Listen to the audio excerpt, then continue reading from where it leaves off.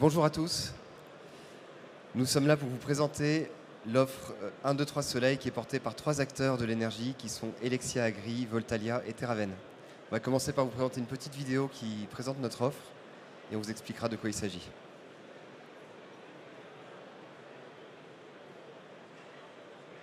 Le matériel agricole reste dehors. Les intempéries le dégradent rapidement. C'est comme pour une partie née. Faute de place, mon matériel agricole reste dehors. Les intempéries le dégradent rapidement. C'est comme pour une partie de mes récoltes. Je suis contraint de les vendre à bas prix aux coopératives. Ce qu'il me faudrait, c'est un nouveau bâtiment de stockage pour pérenniser mon exploitation et centraliser mon activité. C'est à 34 ans, fin 2017, que je décide de réaliser mon projet d'installation en bovin allaitant. Mes tentatives de reprise d'exploitation ont échoué pendant plus de 5 ans, faute de financement, et ce malgré mes droits à la DJA. Sans la mise en place d'un portage foncier, je n'aurais sans doute jamais pu donner vie à mon projet. Je suis éleveur au vin depuis 20 ans, mais je ne vis pas à 100% de mon exploitation. La pression foncière ne me permet pas d'accéder à une structure suffisante pour vivre de mon activité.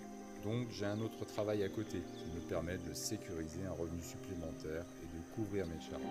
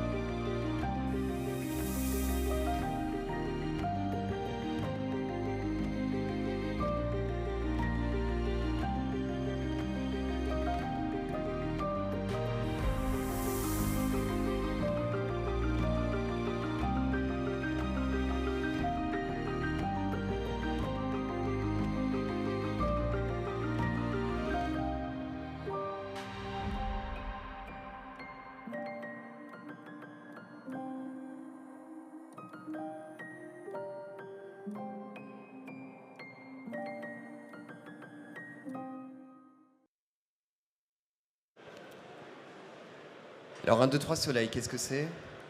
C'est 3 acteurs. Alors on a Helexia Agri qui est spécialiste des hangars photovoltaïques, qui est représenté par Prisca à côté de moi. On a Voltalia qui est un développeur qui développe beaucoup de projets agrivoltaïques avec Cyril qui est responsable du pôle agrivoltaïsme et qui est également acteur des toitures en autoconsommation avec Jean-Marie qui n'est pas là, c'est pas grave. Et Terraven que je représente, qui est une foncière agricole au service du renouvellement des générations. Alors on a décidé de mettre nos expertises et nos solutions en commun pour répondre aux côtés des agriculteurs aux défis que rencontrent les exploitations. Donc c'est utiliser les solutions énergétiques au service des problématiques agricoles pour les résoudre.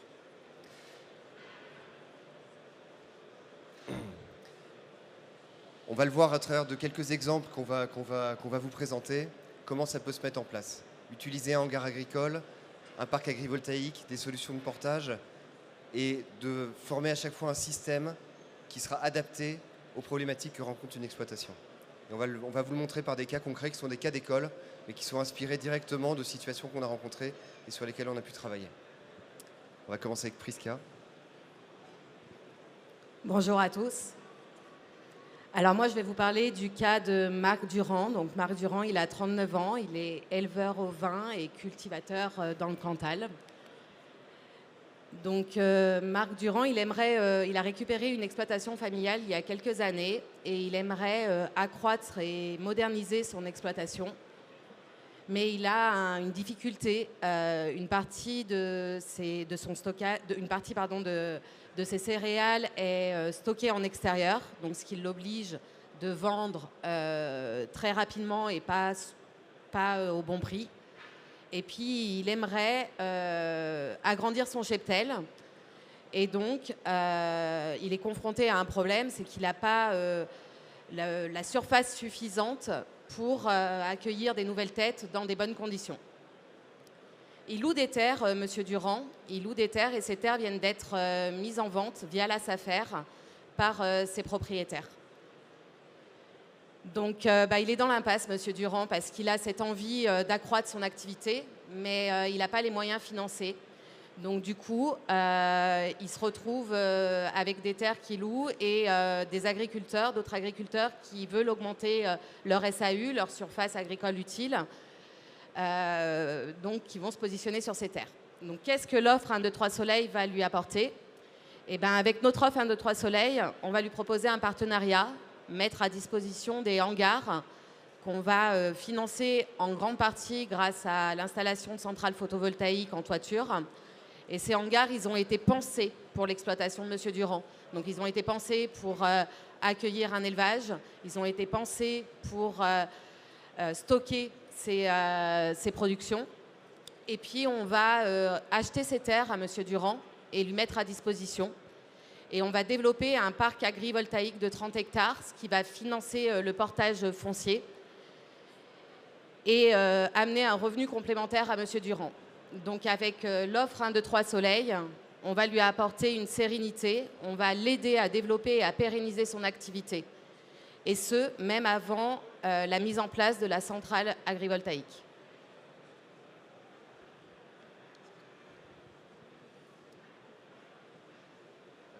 Donc, C'est l'inverse.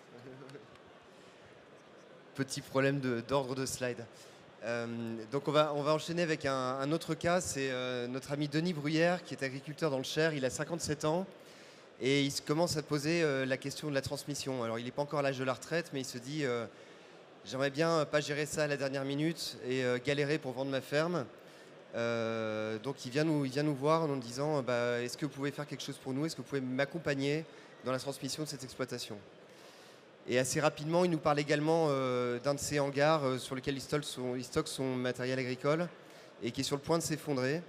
Et aujourd'hui, il se dit que à la fin de sa carrière, c'est pas le moment de réinvestir, il n'est pas sûr de pouvoir vendre sa ferme.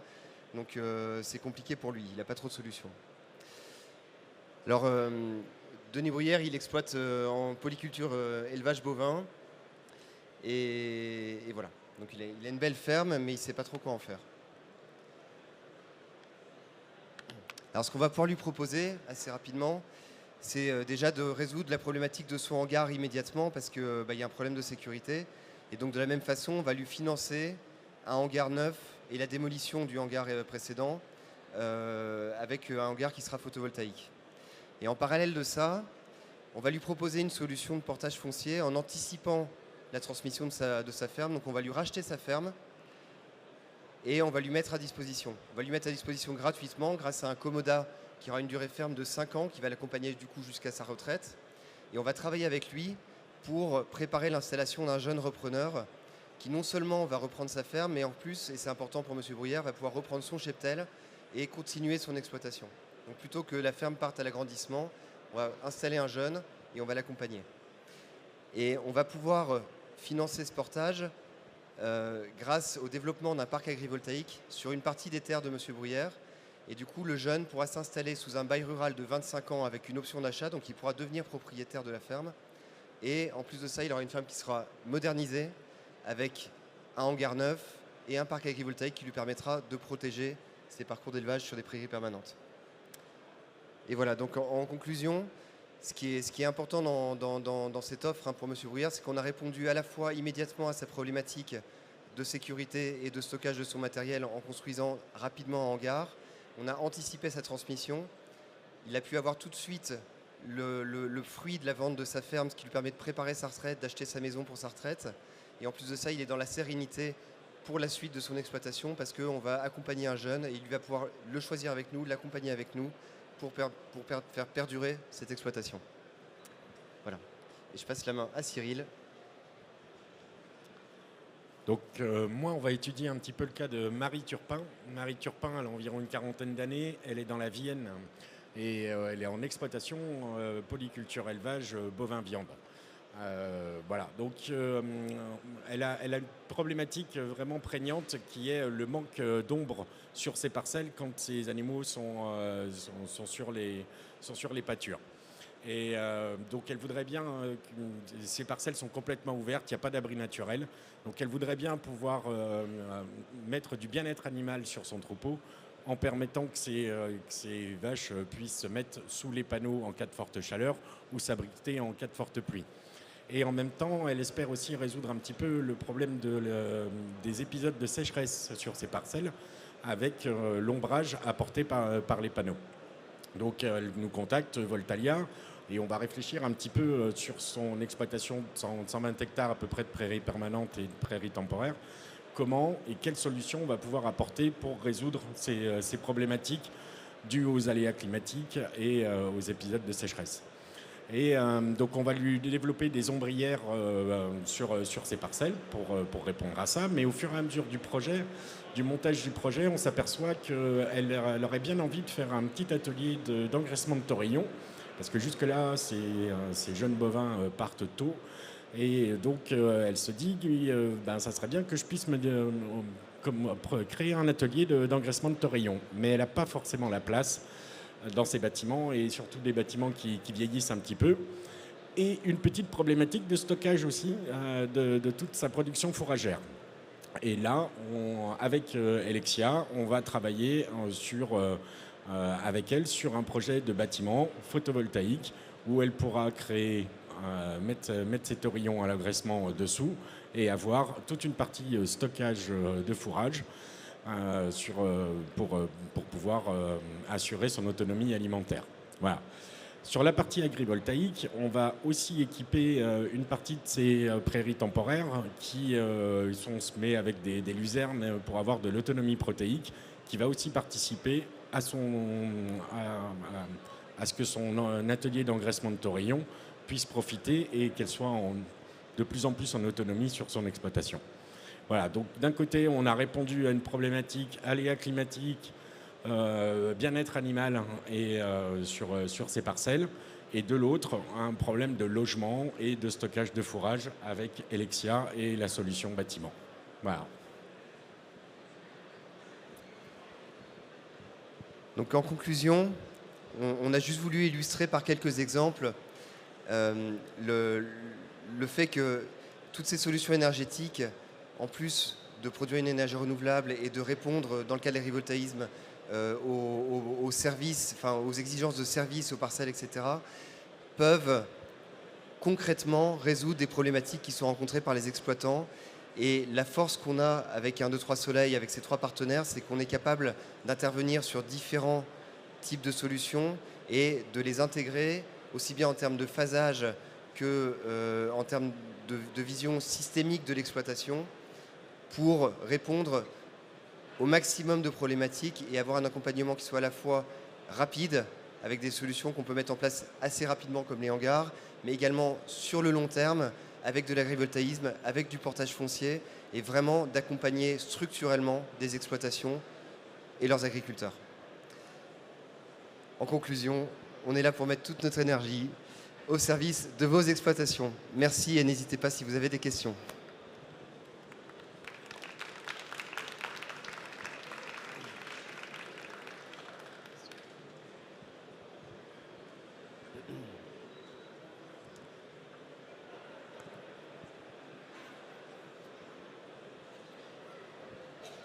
Oui, vous avez tout prévu, y compris le rachat au bout de 15 ans ou 25 ans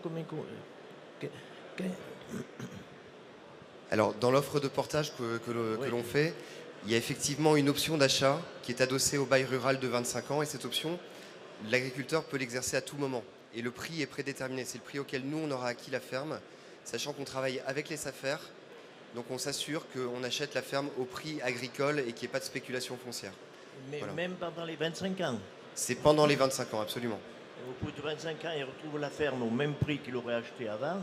Vous vous servez sur le photovoltaïque pour énumérer vos... Exactement, le portage, il est financé exclusivement par les revenus de l'agrivoltaïsme. D'accord. Voilà. Non, mais bien.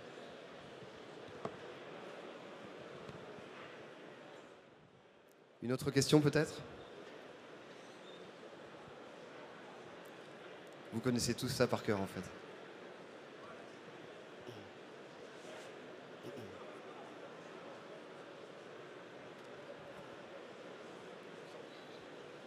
Je vois qu'il y a que moi qui lève le doigt. La dernière, c'était ce qu'on a dit juste avant, c'est la répartition, parce que Il y a le CGAER, le Conseil général de l'agriculture, de l'alimentation et des espaces ruraux, qui ont sorti un rapport qu'il fallait que ça aille aux agriculteurs actifs. Parce que c'était une histoire de survie pour l'agriculture à l'avenir. Donc, comment vous arrivez à, si le projet est un peu important, comment vous allez arriver à répartir Donc en fait, dans l'installation d'un parc, agrivoltaïque, il y a bien souvent un propriétaire et un exploitant. D'accord? Ça peut être le même, qui. Donc là, dans ce cas-là, nous, on va apporter une compensation et une rémunération à l'exploitant et au propriétaire. Si c'est le même, il prend la totalité de l'enveloppe, et autrement, on partage entre les deux, sachant que le but dans tout ça, c'est vraiment l'exploitant agricole et qu'on ait un projet agricole qui fonctionne et qui soit pérenne, enfin que ce soit une activité pérenne sous l'installation. Donc voilà comment on partage la valeur de ces revenus issus de la partie agrivoltaïque. Voilà. Et pour répondre à la seconde partie de la question, qui est la question d'accompagner des agriculteurs actifs, ça c'est évidemment quelque chose qui est essentiel, et on a construit l'offre de portage foncier vraiment au service de l'installation de jeunes agriculteurs et de transmission d'exploitation. Dans l'exemple que je donnais avec Denis Bruyère, on voit qu'on va accompagner la fin d'exploitation d'un agriculteur qui envisage, qui anticipe son départ à la retraite, mais vraiment dans l'optique d'installer un jeune.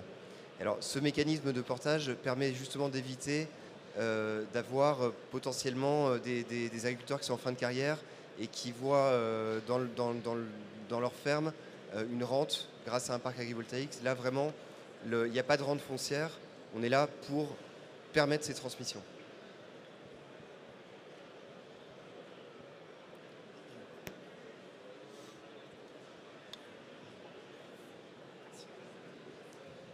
Il vous faut combien de temps pour construire un hangar agricole ? Alors, la construction d'un hangar agricole, si on part du principe quand on signe une LOI, donc une lettre engageante du client, jusqu'à la mise en service de la centrale, on est sur des délais de 18 mois aujourd'hui. Le temps de développement, l'urbanisme, le raccordement, la construction.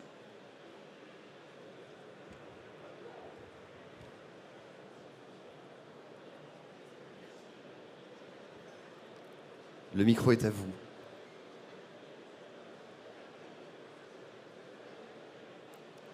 Bien, écoutez. Ah. Merci. C'est pour animer le débat. Oui, le danger de tout ça, je pense que ce n'est pas le vôtre du fait que c'est uniquement financier, mais on voit apparaître du travail à façon, des fermes à façon. On a Edel, c'est en Allemagne, ils ont racheté 40 000 hectares de terre. Je ne suis pas sûr du chiffre, mais je veux dire, on a Laval qui est en train de récupérer les terres pour faire le travail à façon. Et ça, c'est un danger pour l'agriculture, parce que dans les communes, s'il n'y a plus d'agriculture et du travail à façon, il y en aura tant qu'il y aura du travail. Sinon, après, on l'a vu avec Lactalis, quand elle a fermé ils n'ont plus besoin de lait, donc il n'y a plus rien. Donc, de bien faire l'agriculteur actif, c'est ça dans les communes, et je trouve drôle que les maires s'emparent pas de ce sujet. Pour dire de faire la vitalité des communes. Parce que maintenant, il y a des communes où il n'y a même plus d'agriculteurs. Après, il y a les fermes patrimoniales qu'on appelle, qui ne produiront pas et qui seront tentées par ça. On met le doigt sur un endroit où personne n'a la clé, et c'est un manque de travail ensemble pour l'avenir. Ça me fait un peu peur. Je suis retraité. Moi, je me suis installé il y a demi-siècle. Donc j'ai vu toute l'évolution, et tout à l'heure je parlais, quand j'ai fait mon apprentissage, j'ai appris à lier les bœufs. C'était ça mon apprentissage. Et dernièrement, j'ai laissé la place à une méthanisation. Bon, ça fait partie de l'évolution.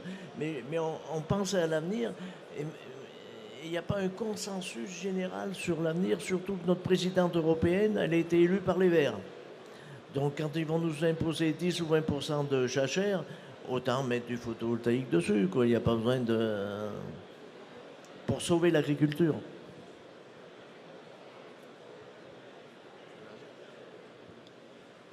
En fait, aujourd'hui, on est quand même encadré par la loi et un certain nombre de décrets.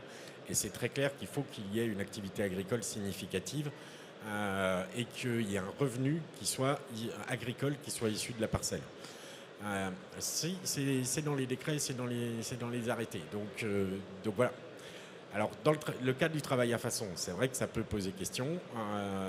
Voilà, un exploitant décide d'arrêter et met une ETA à chaque fois qu'il y a des travaux à faire.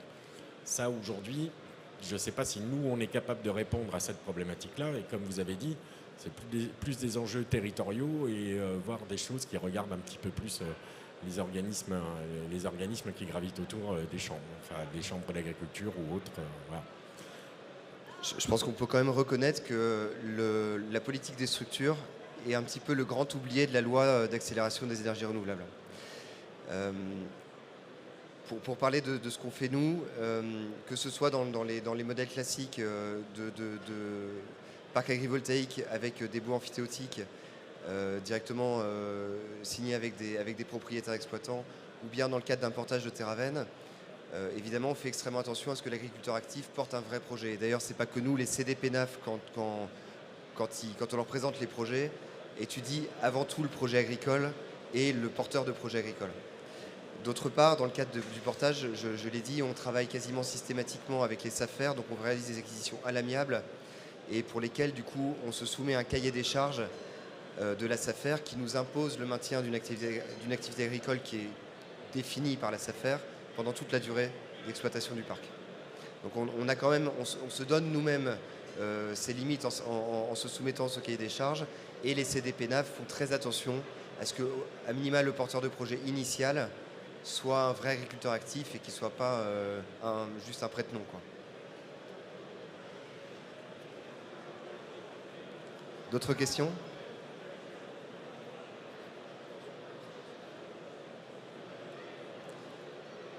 Non. Bah écoutez, merci pour votre attention et n'hésitez pas à venir nous rencontrer au stand 1, 2, 3 Soleil qui est juste à côté.